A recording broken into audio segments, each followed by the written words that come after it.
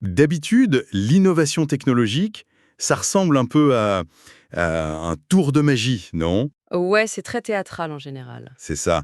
On nous installe confortablement, on baisse les lumières, et sur une immense scène californienne, on nous vend la révolution de demain. Avec les fameuses vidéos conceptuelles super léchées. Absolument. Et au fond, on espère juste que l'illusion tiendra le coup jusqu'à ce que la technologie rattrape le marketing, en fait. Sauf que le plus souvent, derrière le rideau, c'est le chaos total. C'est clair? C'est une machinerie hyper fragile avec des ingénieurs qui bricolent à la hâte et surtout c'est des entreprises qui brûlent des montagnes de capitaux en espérant trouver un modèle économique avant de faire faillite quoi. L'histoire classique de la Silicon Valley. On vend du rêve d'abord, on cherche la rentabilité ensuite. Exactement. Grande boîte au monde. Et là, surprise, il n'y a pas de magie. Il n'y a pas de bricolage non plus. Non, il y a une usine gigantesque, une infrastructure industrielle qui tourne à plein régime et qui est littéralement en train d'imprimer des milliards de dollars grâce à l'intelligence artificielle. Ouais, c'est une vraie machine à cash. Donc notre mission du jour, c'est de décortiquer une note d'analyse financière particulièrement révélatrice sur les tout récents résultats du premier trimestre d'Alphabet, donc la maison mère de Google, parce que ce qu'on observe là, c'est le moment précis où l'IA passe du statut de simple mot à la mode à celui de moteur de rentabilité massif. Et je dirais même que c'est un basculement historique pour le coup. On quitte enfin le territoire de la pure spéculation. Enfin, on a des preuves. Voilà. Pendant 1 an et demi, tout le monde se demandait si l'IA générative allait réellement rapporter de l'argent ou si c'était juste un énorme gouffre financier. Et les données de ce premier trimestre répondent à cette question avec une brutalité presque choquante pour le reste de l'industrie. C'est dire à quel point le pari colossal d'Alphabet sur l'IA est en train de payer, quoi. Complètement. Ça dépasse même les attentes les plus optimistes des marchés. Et c'est une dynamique fascinante à observer. Ça concerne tout le monde. Pour ceux qui nous écoutent, qu'on s'intéresse à la bourse, qu'on bosse dans la tech, ou même si on utilise juste Google ou une boîte mail au quotidien, ces chiffres dictent l'avenir des outils qu'on utilise tous. C'est l'architecture de notre futur qui se dessine dans ces lignes comptables. C'est joliment dit. Alors, pour vraiment saisir l'ampleur du choc, il faut commencer par l'image globale, les revenus. Et là, ça donne le vertige. Le chiffre d'affaires du trimestre atteint 109,9 milliards de dollars. Faut faire une pause sur ce chiffre. 109,9 milliards.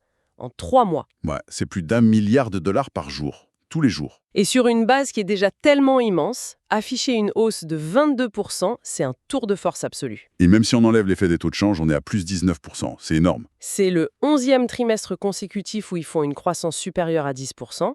Mais tu sais quoi, Sam? Dis-moi. Le chiffre d'affaires, c'est même pas le plus impressionnant. Ah ouais? Non, la vraie preuve par l'efficacité, c'est la rentabilité. La marge opérationnelle est passée de 33,9% à 36,1%. Attends, gagner plus de 2 points de marge quand on brasse plus de 100 milliards, c'est une quantité d'argent pur qui pop presque par magie. Le bénéfice par action grimpe à 5,11 dollars. C'est le double de ce que le consensus attendait. Le double, ouais. Pour donner une image, c'est comme si une compagnie aérienne décidait de changer les moteurs de tous ses avions en plein vol pour des modèles expérimentaux. Et là, non seulement ils découvrent que les avions volent 20% plus vite, mais qu'en plus ils consomment moins de carburant. L'analogie est parfaite, mais il faut bien comprendre ce qu'est ce nouveau moteur. L'activité historique de Google, la base du navire, ça reste la publicité.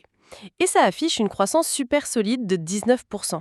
Ce qui est fou, parce que l'année dernière, tout le monde disait « Oh là là, ChatGPT va tuer le moteur de recherche Google, les gens ne vont plus cliquer sur les liens, c'est la fin de la pub. » C'est tout l'inverse. L'IA n'a pas tué le service, elle l'a optimisé. Ce n'est pas qu'une simple augmentation des ventes. C'est-à-dire, Aujourd'hui, l'IA génère instantanément des milliers de variations d'une pub pour les annonceurs. Elle cible le consommateur au millimètre, elle optimise les enchères en temps réel. donc l'annonceur paie pour un truc beaucoup plus efficace. Exactement. Et côté utilisateur, le moteur comprend mieux les requêtes complexes, donc le volume de recherche augmente. L'IA justifie ses marges en amélioration constante. D'accord, donc la pub finance l'expédition. Mais le véritable réacteur de cette croissance dingue liée à l'IA, ce n'est pas le moteur de recherche grand public. Non, pas du tout. C'est l'infrastructure pour les entreprises, Google Cloud. Voilà, sur le centre nerveux, Google Cloud, c'est une croissance phénoménale de plus 63%. Ils atteignent 20 milliards de dollars de chiffre d'affaires sur le trimestre. 20 milliards juste pour le cloud. Et accroche-toi, la marge opérationnelle du cloud fait un bond spectaculaire. Elle passe de 17,8% à 32,9%. Waouh! De 17 à presque 33% de marge sur une infrastructure aussi lourde.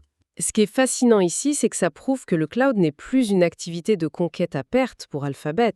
Ouais, pendant des années, ils cassaient les prix pour concurrencer Amazon et Microsoft. Exactement. Maintenant, l'usine est amortie, c'est devenu une vache à lait extrêmement rentable. Et il y a ce chiffre dans la note qui m'a scotché. Le carnet de commandes. Les contrats signés pour l'avenir atteignent 460 milliards de dollars. Presque un demi-billion, oui. Mais du coup, quand on voit un carnet de commandes pareil, est-ce qu'on doit commencer à voir Alphabet non plus comme le géant du web, mais plutôt comme le propriétaire de l'usine où le monde entier vient fabriquer son IA? C'est totalement ça.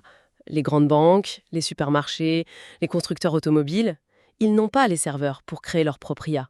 Donc ils viennent se brancher chez Google. Ils louent le cerveau, en fait. Voilà, le cloud, c'est l'usine.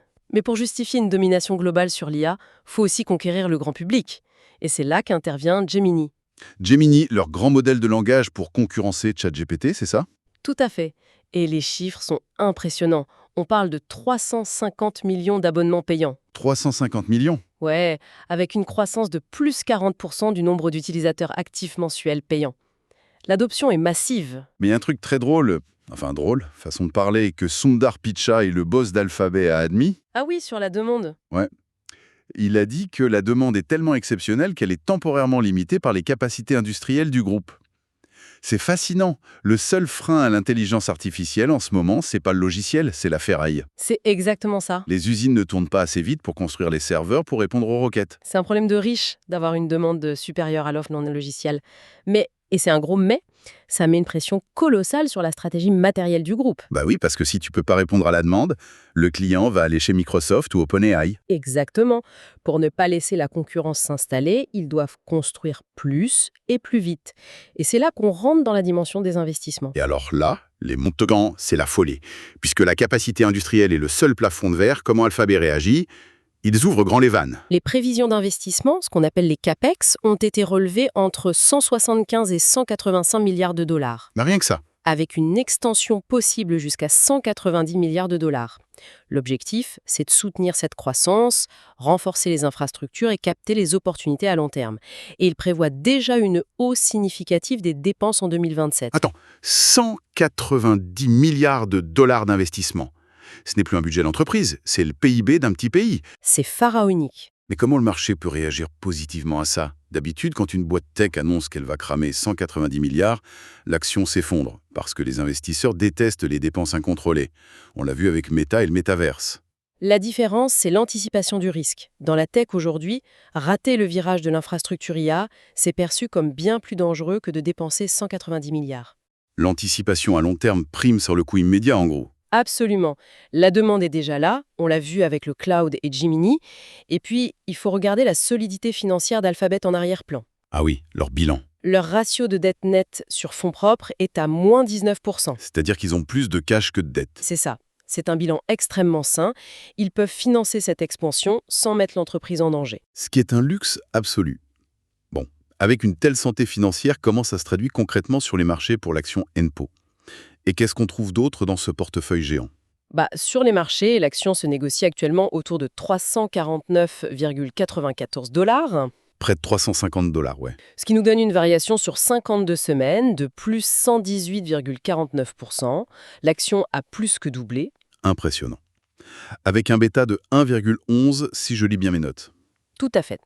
Et le résultat net par action est de 33,52 $. Au niveau des ratios de valorisation, le PER de 2025 est estimé à 32,4 et celui de 2026 à 29,2. Un PER de 32, c'est quand même pas donné. Ça reste accessible face au potentiel de croissance. On anticipe une croissance moyenne de plus 13% entre 2022 et 2025 et de plus 11% pour 2026. Oh, et il y a un petit rendement estimé à 0,84%. C'est toujours ça de prix. Et que disent les analystes du coup? Le consensus est sans appel. 88% des analystes sont à l'achat, 12% à conserver, il n'y a aucun vendeur. Et l'objectif de cours est fixé à 435 $. Ça laisse de la marge. Et le prochain grand rendez-vous pour confirmer tout ça, ce sera fin juillet pour les résultats du deuxième trimestre. Mais alors, en regardant ces chiffres, je suis tombé sur un truc qui m'a fait bondir. Au milieu du cloud, de la pub, de l'IA, il y a une pépite cachée. Tu parles de la participation spatiale, en effet. Ouais, attends, au milieu de tous ces milliards, ils ont discrètement une participation dans SpaceX valorisée à près de 37 milliards de dollars. 37 milliards qui dorment dans des fusées. C'est le genre de détail qui montre l'ampleur tentaculaire d'Alphabet. C'est un levier de valorisation supplémentaire qui est souvent ignoré par le grand public, mais qui compte énormément. C'est complètement fou. On oublie qu'ils placent des pions partout. La note d'analyse conclut vraiment qu'Alphabet s'impose comme l'un des grands gagnants évidents de la révolution de l'IA, d'où le conseil d'achat. Eh bien, si on doit synthétiser tout ça, Alphabet a vraiment transformé l'essai. On a le cloud qui explose et qui rapporte gros. On a Gemini qui attire des centaines de millions de foules. Et des investissements colossaux. C'est ça, près de 190 milliards, mais qui sont largement financés par une rentabilité record et ce bon vieux réacteur de la publicité. Exactement. Mais tu sais, face à ces chiffres astronomiques, il y a une réflexion fondamentale qui s'impose. Laquelle? Si rester un leader mondial de l'IA exige désormais des capacités industrielles énormes et des investissements qui approchent les 200 milliards de dollars, Oui. sommes-nous en train d'entrer dans une ère technologique où l'innovation de rupture ne pourra plus jamais venir d'une start-up dans un garage? Ah oui, le fameux mythe de la Silicon Valley. Voilà. Est-ce que cette innovation sera désormais le privilège exclusif de 2 ou 3 superpuissances mondiales, les seules capables de payer la facture énergétique et matérielle? C'est une excellente question et une perspective un peu vertigineuse pour l'avenir de la tech. Ça donne matière à réfléchir. Sur ce, merci de nous avoir accompagnés dans cette exploration en profondeur pour décrypter les rouages d'Alphabet. À très vite pour une nouvelle analyse.